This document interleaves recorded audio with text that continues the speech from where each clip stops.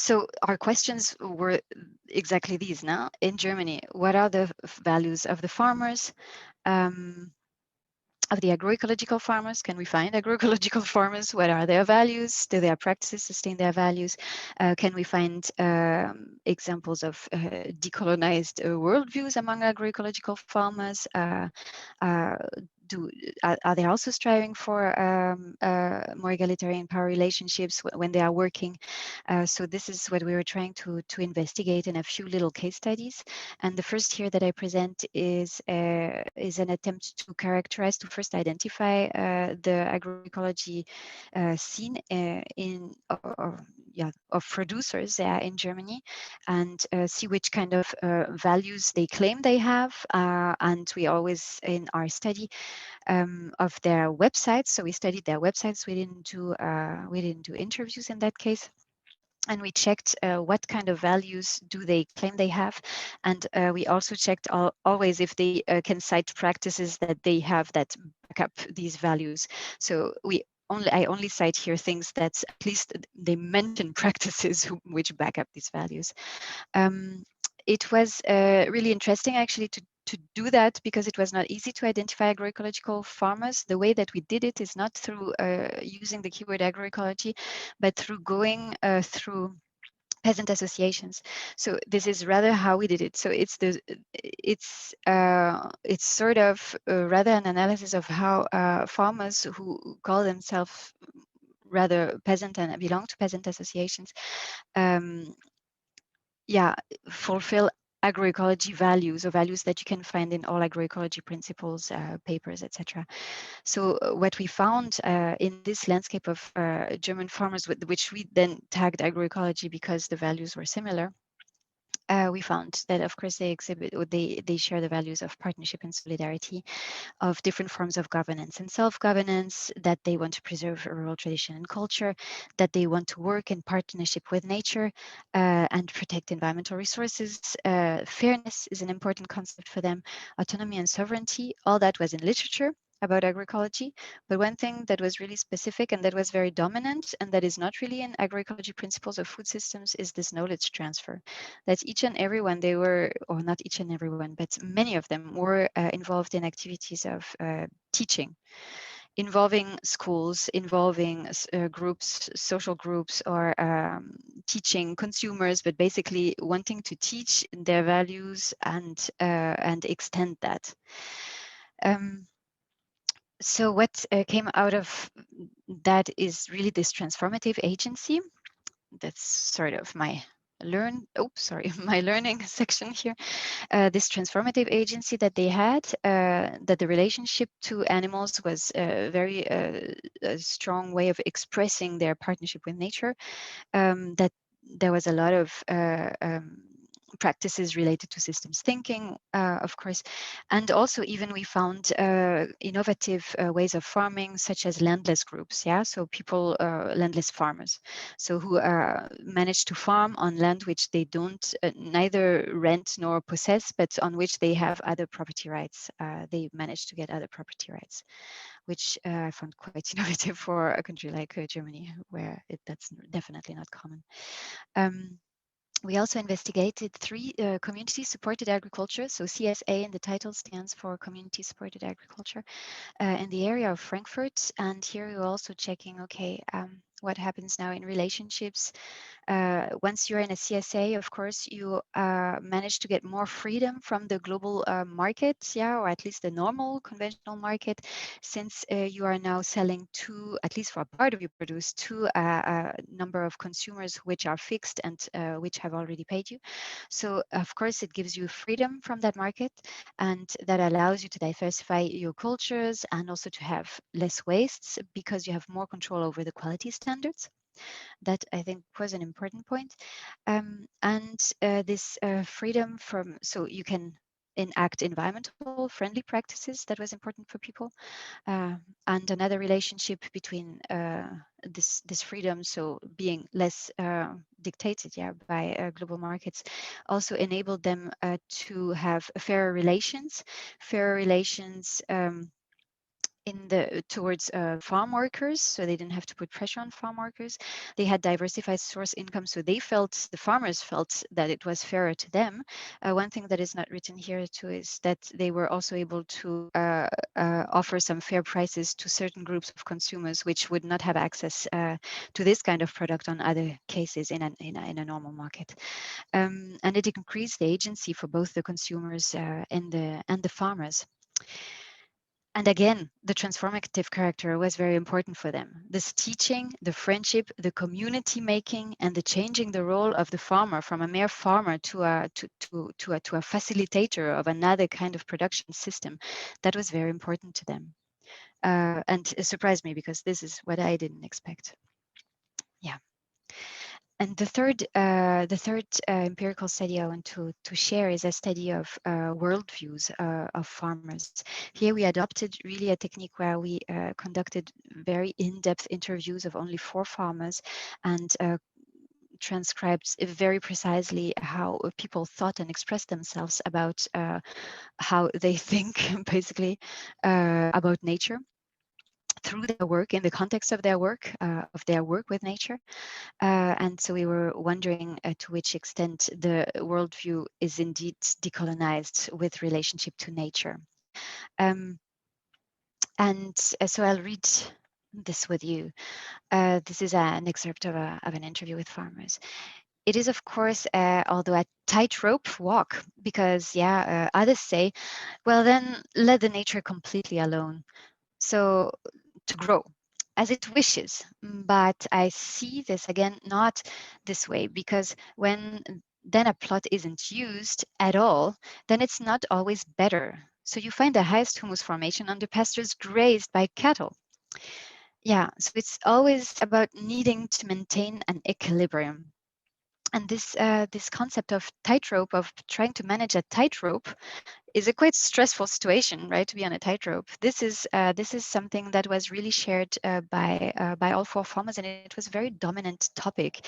That for them it's very difficult to manage this situation of working against nature or working for nature or using nature for them or letting nature lead, and it's a constant thought. So definitely the idea of trying to decolonize this relationship to nature is there. Whether they manage to do it, I think they would struggle. They are struggling to do it with the aim of actually achieving that. Relationships between amazement and deep system thinking. Yeah, that we can say. And a second aspect, which which was revealed, which we didn't expect, but which bridges with the next topic of reproduction, is that shaping nature was important to maintain the life basis intact, and that was the central goal of the farming activity, to maintain the life basis. And from a metabolic perspective, one can say that the farmers are trying to maintain the production capacity. In terms of ecological economics, they are trying to maintain the funds which enable then production. So it's a way of trying to maintain strong sustainability, maintain the reproduction basis of the farm, and here of the natural part of the farm. This is what we were focusing upon. So the reproduction of the system on the long term would be their focus. And this quote illustrates this to some extent. We are the first in our region who have started again, to this extent, to mow with a double blade mowing machine. That means that we acquired a machine and a mowing technique which is insect friendly. And yes, it involved many risks and also much trouble and effort time-wise and financial, where we still believe today that this is the right thing to do. Yeah. This goal of reproduction, we found that very interesting, and then we decided that we want to deepen that aspect and try and read it from a feminist economics perspective. So what about understanding agroecology from a feminist perspective, where we have a redefinition of relationships between markets and reproduction, where markets, of course, are necessary, but they are necessary also so that the system can reproduce itself, the farming system and the food system. That was our idea. So that's probably all of you are knowledgeable on this. So this is rather a slide for people who don't really are not so familiar with feminist economics, and actually I'm not extremely familiar with feminist economics. I like these ideas. So the idea here is, of course, for an economic system to function, it needs activities that are taking place, let's say, outside the economic system, if you consider this economic system as separate. And these are mainly social support activities and ecological processes. So basically, capital that is provided by nature and social capital. So the fact that these activities, the maintenance of nature and the maintenance of the social structures and the social capital, are necessary for economic systems is not always acknowledged in economic theory. And that's for me, the idea of economic feminist economics is to highlight the role of reproduction of the social and environmental basis for the economic activity. And you can see that in this representation, in which on the one side we have a divide, sort of a separation between the economic systems, the social and natural system, and the idea is to change our idea towards an economic system where the social support and the ecological processes, all that is integrated in the economic, or it becomes more explicit, simply just more explicit, and acknowledge that these activities are direct inputs to the economic activity, so that one can calculate economic activity based also on these two dynamics and inputs. If you want to conceptualize that in terms of food systems, one can, I would start here. Traditionally, in terms of farming, we focus on production activities and we consider the output of the farming and the food system. And this is what we think of, and we think in terms of chromatistic of markets, and we tend to focus on the money production. Which there's no harm with producing money. That's not the idea. The idea here is that the whole system is managed from that perspective. And the fact that there is also certain parts of the system that needs to be reproduced, the maintenance of the soils, the health of the farm, but also of the farming people. And beyond that, if we extend to the food system, the biodiversity, the knowledge that is necessary, and all the processes necessary for life on the long term also need to be reproduced in order for production to continue. Of course, we know that, but it's not enough to know it. It needs to be incorporated in the way that we study farming systems. So the life basis basically is this reproduction activity, and that is more represented, or at least that's what I think, and I'm curious about your opinion, by the concept of economia. From Aristotle, but that Martinez Allier also uses. And I think this is nicely represented by this iceberg metaphor, where we tend to focus on what is outside the sea, but kind of forgetting the basis below the sea that is necessary for the maintenance of production. And actually, production may also itself be necessary for the reproduction. So the chromatistics would be feeding into the reproduction of the system. One would use markets in order to maintain the farm and the farming system. And my belief is that that was what agroecology is trying to do, using markets in order to maintain themselves as a farming system, as a movement, and also in the farming landscape. We are trying to address this to see whether there are reproduction pathways that explain the relationship between agroecology and food security in Nigeria. because in the beginning we were thinking, we have an increase of food production via green revolution innovations, but we don't have any effect on farming households in terms of food security. So why? And so what we did is that we found the case of a group who adopted agroecology practices in 2016, and immediately they also adopted the group concept. So they didn't adopt just the practices, but immediately it was a group with a certain social structure where all relationships were given. Not only the relationship to nature, but also peers was very important. It changed their access to markets, to inputs, etc. What we are doing is that we are doing a quantitative analysis and a qualitative analysis, but basically what we want to find out is the role of reproduction, whether actually farmers aim at reproduction and reproducing the farming system in their household, and whether it's through this aim actually that the food security changes. So we already know that the food security is significantly influenced by being in this group of agroecology farmers. We have the results yet, but we don't have much more for the moment. Sorry, I'll pop everything in. So that is the conceptual framework that we are using. Now it's well known that agroecology influences food and nutrition security through the cultivation of new more diversified crops, and also through the fact that they can consume some of the diversified crops, and also through the fact that if they have better yields, then they can also have a bit more money and purchase crops. We don't say that that is not taking place. It's also taking place in Nigeria.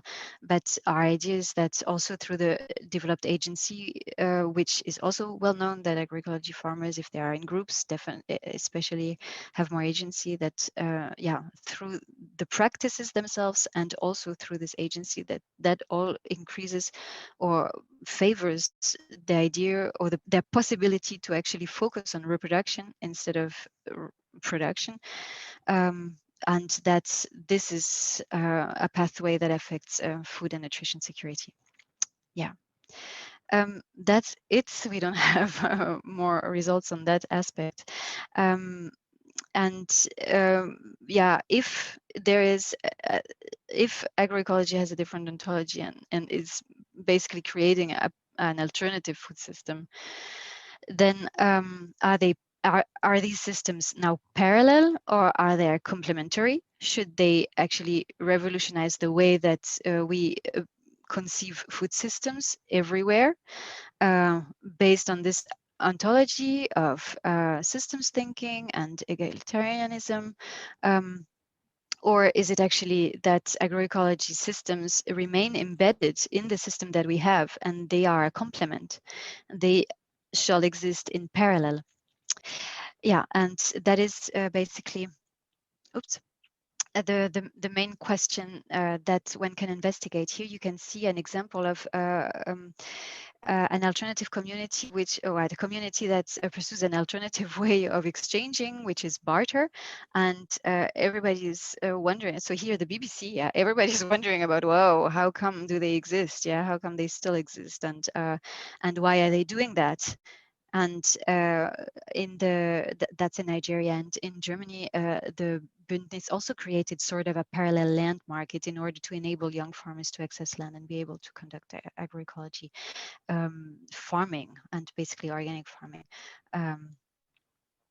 So do these parallel land markets, these parallel markets for exchange, so that's food markets, yeah.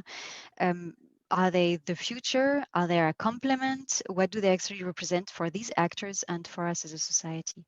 That is a question, yeah, that interests me and maybe you. I don't know, you will tell me. Yeah, to conclude, I would like to suggest to conceptualize agricultural systems also as systems of power relations, and so my claim is that in agroecology, these relationships, also towards nature, but towards any part of the system, want to be less hierarchical and more egalitarian, and that's one of the main aims of peasant agroecology, is to give more emphasis to reproduction goal as compared to production goal, or inverse priorities. If that would be the case, then of course, and one would upscale that, then one would have to question the role of agriculture as a vector of growth. Then, do we want that? Yeah, and then what would be the aim of farming and food systems for tomorrow?